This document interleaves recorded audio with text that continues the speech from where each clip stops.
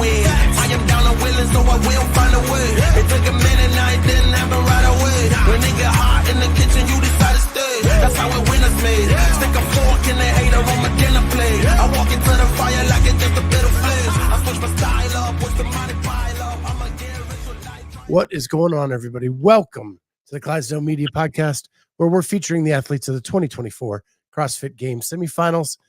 Man, I'm so pumped to have this guy on. Sam Kwant, what's going on? Hey, how we doing? Excited to be on here. Yeah, good, man. So I'm going to start this with just an ironic picture. I was doing some research on you and pulled up your profile on CrossFit, and lo and behold, man, it's a flashback to 2016 in Carson. Yeah, I like that pick. Yeah, so like throw it way back.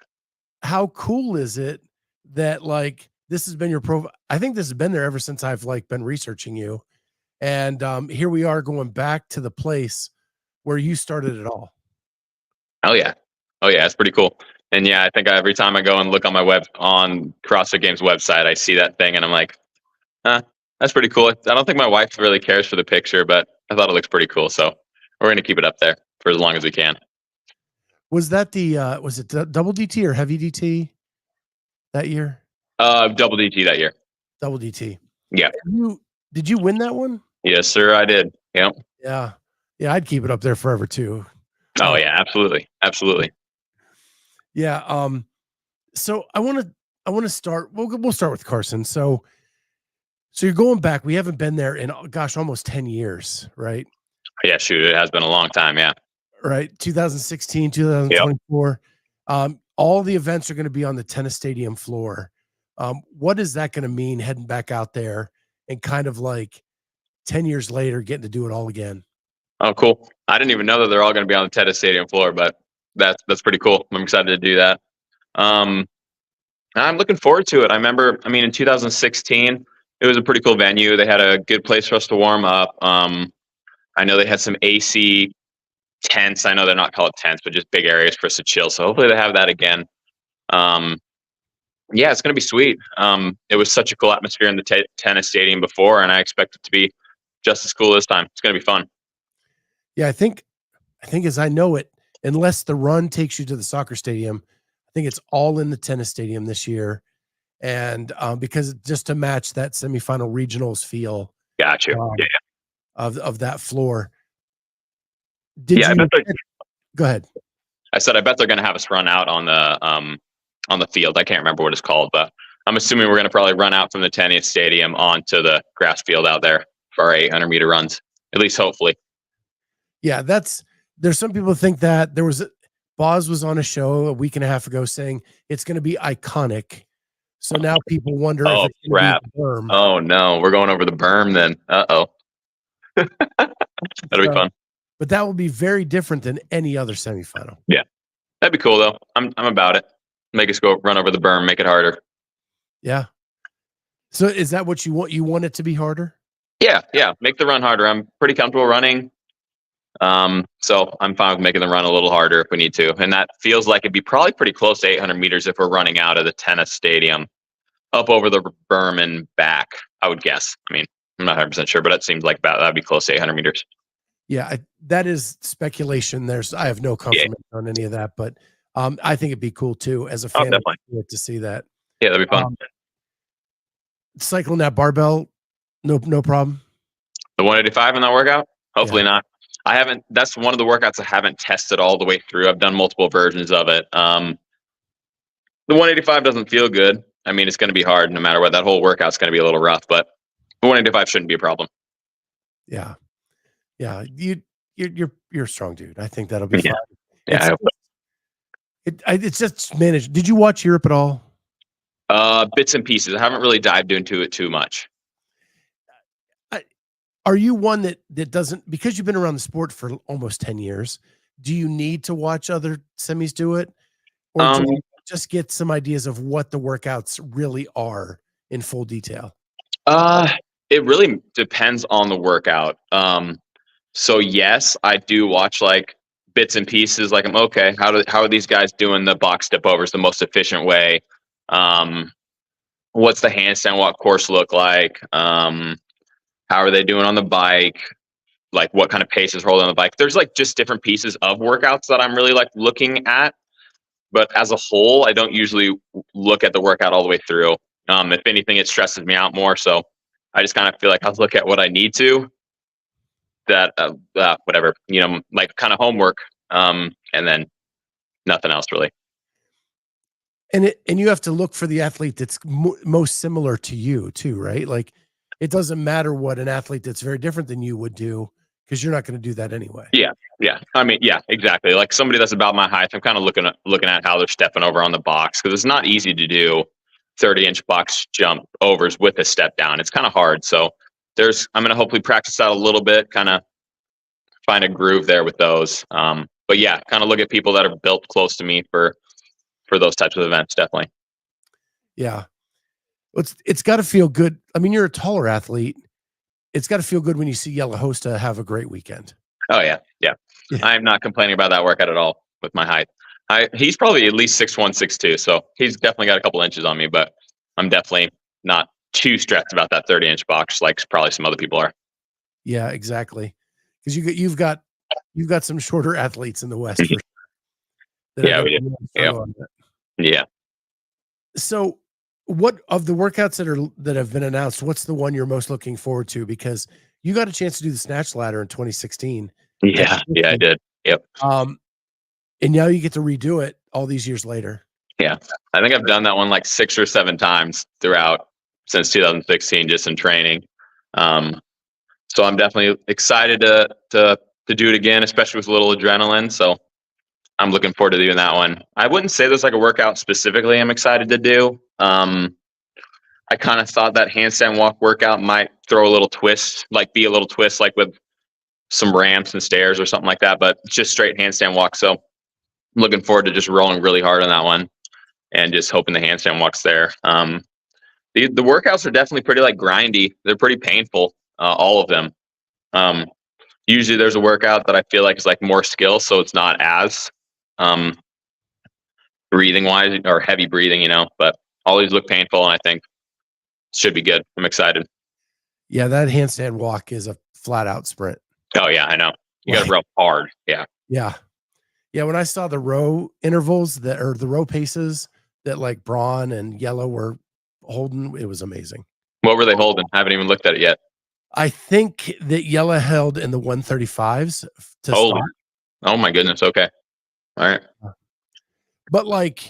But their handstands weren't as fast as some of the other competitors. So it may have been that they were trying to get their lead there. Yeah. No, that makes sense. You gotta choose where you can make up that time. And I don't think they held that for the 800. That was just for the first two. Gotcha. Yeah. There's a big difference between a 400 and 800, and even a 600 to an 800. Yeah. I think one of them said like the 400 is just, you can hold your 500 pace because you actually end early, and it actually feels like a relief. Gotcha. Yeah. And then after that, it just gets you have to like kind of figure it out. Yeah. Draw your dagger. Says event 6 seems like a Kwant workout for sure. Yeah, I can't complain about the Echo Bike. I usually always finish pretty well on an Echo Bike workout, so I'm about it. It should be fun. The 15 muscles be a little bit of a grind, but once we get to those dumbbells, it's kind of whoever wants it more. So it's going to be good. Do you have 100-pound dumbbells? I didn't until right when they got announced. Our gym went and bought some for me, so that was pretty sweet. So yeah, I've touched those things a couple times. Half of the workouts have gone good with them. Half of them have been not good. All right. Yeah, it seemed like the tale of two cities at the end of that. Yeah. Some guys went unbroken. Some it just ate them up. Yeah. I did that events. I've only done one of the events twice, and that was event 6. Probably how some other people have. Like you just kind of pick your poison with that bike. Yeah. So, were you surprised? So a lot of the talk with the Snatch ladder is that in 16 it was the first event. And this year it's the 5th event, and that the times would be a bit slower because of that. Yet a world record was set both on the men and women's side in that event this year. Oh yeah, people are progressing so much. It doesn't surprise me at all. I'm excited that it's close to the very end. I have no problem with that. I'd rather not open up with a strength event personally. So I'm excited to throw down, being a little bit fatigued. So I want to take a step back away from the semis themselves. And man, the Pacific Northwest is becoming this hotbed of like talent in the men's division. Like you've got James Sprague and Yeah. yourself and Tudor Magda and Cole Sager, and like the list just keeps going on and on and on. Is there something in the water up there, or like just an attitude for the people from there? Shoot, that's a great question. I guess people in the valley are built a little different. I know Cole grew up like I think 15 minutes from where I grew up as well. I mean, he lives in Spokane now, which is like 5 hours away, but he grew up pretty much right where I am. And James and Tudor both grew up like an hour and a half from me. So yeah, very close. I actually trained with James and Tudor leading up to the 2019 games. I can't remember, but when they were teens, I was training with them, and it was pretty fun. And now they're my competition, so should be fun. Can't give them too many secrets anymore. Yeah. Do you guys ever stay in touch now, or is it just I don't want to give away anything? Shoot, yeah. James was texting me a decent amount. He's like, "Hey, you want to compare scores?" I'm like, "No, I'm your competitor." But then he just sent me all the scores, and I'm like, "Ah, jeez, dude. All right, here's my scores." So I know you moved away from the area for a minute and then moved back. Yep. Best decision. And I know James did the same thing. James moved away, James moved back. Like, is there something that attracts you and that you want to stay there once you're there? I'm really a homebody, and I really found that out after moving, and I just kind of came back to what I knew worked with family and just being comfortable where I'm at. And yeah, I just figured out what works and kind of came back to it. Do you still work out in the garage gym with the family? No, my family actually, my family moved away. They're about 3.5 hours away now. So in the valley, it's just me, my in-laws, and my grandma. So most of my family kind of moved. So right now, I joined a gym here. So I pretty much do all my morning session stuff at the gym, and then I just make sure I get like rope climbs done and everything like that done in the morning, and then afternoon I am at home, and mostly just like cardio machine work at home. And just by yourself?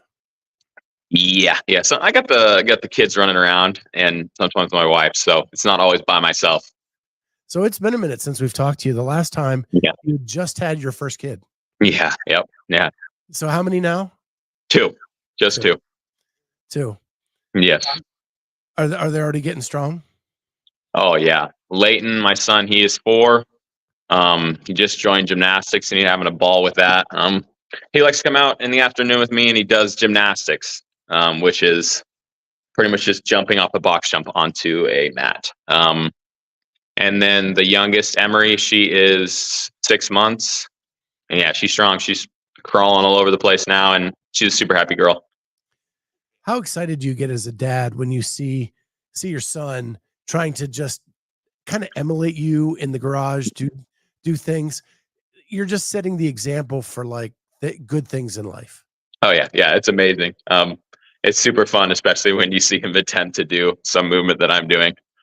Yeah, it's a good time, and especially since he's, like I said, he's doing gymnastics now. He's in a gymnastics class, and he's really enjoying it. It's just fun to watch him do that. Yeah, it's funny because my daughter, like when she was a teen, I wanted her to be fit and Mm-hmm. to the gym with me, and she reluctantly went. But when she had the choice to not go, she did. And then now she's graduated from college. She comes home and she's like, "Hey, Dad, can I take this piece of equipment and that piece of equipment back home with me just so I can work on?" And so, like, even though they resist in their teen years, like it all comes back to what they learned when they were little. No, 100%. Yeah, you set a good example, and they kind of know what health looks like. No, that's pretty cool, especially when they choose it for themselves, like your daughter. It sounds like. Yeah, and it's so fun seeing her do it. Like she joined the gym, and her because she moved to Pittsburgh, and so she's doing all this stuff over there. But okay, very cool, very cool. So so then it's been. How do you set goals for yourself for an upcoming season when like you have no idea what the programming is, you have no idea, like when people look at your career, it looks like it bounces a little, but you're always a top 20 athlete.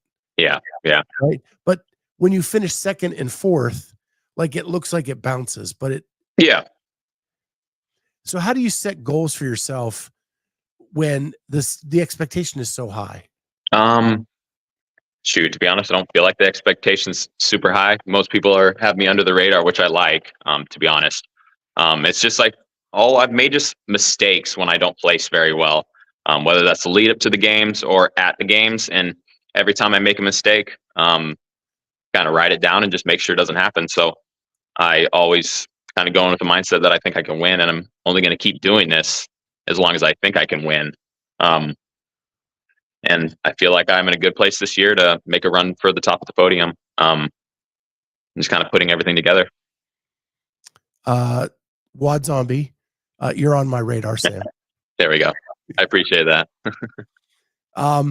So you don't consider yourself program dependent? I mean, I try not to be. I mean, to a point, everybody has a strength, you know.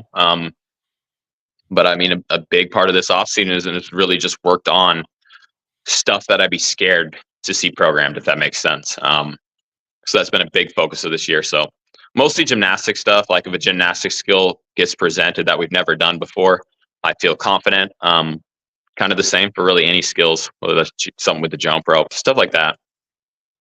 So has the goal the entire time been to become as bulletproof as possible? Yes. And really that's something we've definitely done different this year. Being more bulletproof. Who do you talk to like do that self-assessment? To like see how we're looking throughout the year, do you mean? Yeah, or what are the things that you really have to dial in? Are you good at analyzing that yourself, or do you have to lean on somebody else? I say it's a little bit of myself and a little bit of my coaches. So it's both. I mean, we kind of like set the standard for, let's say we did like a handstand hold progression, and it's kind of like, all right, if you can do 5 sets of 1 minute unbroken with 1 minute rest between, we're good and we can move on to the next thing. So like little goals like that. And the same with like jump rope. Like once I'm doing triple unders pretty confidently in workouts or intervals, then we'll kind of move on to the next thing and we kind of check that off, if that makes sense. So that's kind of how it's worked. And for me, like the handstand holds kind of has translated really well to everything else. Like as far as like a gymnastics base goes, like freestanding handstand push-ups, pirouettes, and all that kinds of stuff. With an element like jump rope and you're doing triple unders, do you ever worry that it affects the timing of your doubles? I haven't even thought about that, so don't even have that in my head. Okay. No, I'm just kidding. No, it hasn't seemed to affect my double unders, but I kind of see what you're saying. Well, but no, that's the problem. The famous video at Mayhem where they programmed single unders and the elite athletes couldn't do the single unders. Yeah. I know exactly what you're talking about. I've seen that video. Pretty sure Sarah's Sigmund's daughter. Yeah. But yeah, I mean, I can do single unders, I can do double unders, I can do triple unders. I don't know what they're going to throw at us, but I'm trying to be as comfortable as I can on that rope. But yeah, that's pretty funny when single unders came out and people were struggling. I know I was struggling a little bit. Not struggling, but very tense. Yeah. Because at the games, when they did the single unders, like they had to be unbroken, right? Yeah, I think it was 75 had to be unbroken. Yeah. The one thing I would be really good at, but the games, because the other 75 things I'm not. Yeah, there you go. There's a question from Vi. We touched on this briefly when we opened up. Sam, did you watch the European semifinal? If so, did anything catch your eye? Something impressive, something to watch out for? Like I said, I really haven't watched much of it. I'm still going to go back and watch some of the stuff. But I haven't really even looked who made it. I just saw that like Janikowski didn't make it, which I was a little bit surprised by. I think a lot of people were. But I'm sure I'd have an answer for you after I go and kind of do all my homework. Yeah. And just to recap what Sam said earlier is he doesn't watch full workouts because it tends to like make him more nervous than he wants to be about a workout. Yeah. He's just looking to see, what are you holding? What, how are you hitting the box step downs, step ups and step downs, Yeah. things like that. So he's looking for bits and pieces and not really watching full workouts. Exactly. Yeah. The Yonakoski thing was a shocker. Yeah. And apparently he was sick. Oh, shoot. Like flu or like a cold? He's not saying it. It's just the rumors coming out from kind of at the venue. Gotcha. All too well. Yeah. How that happens. Yeah. And so I'm sure he'll come out and get in front of it or whatever at some point. But it's just sad because he's been there, 8 times in a row or something? I think he's been there ever since 2015. I don't think he's missed a games. But yeah, I mean, he was on a tear this year though, won everything so far. Yeah. And BKG became the first male to get 11 in a row. Yeah, that's wild. That's pretty cool. Yeah, he had a slow start too, but picked it up at the end.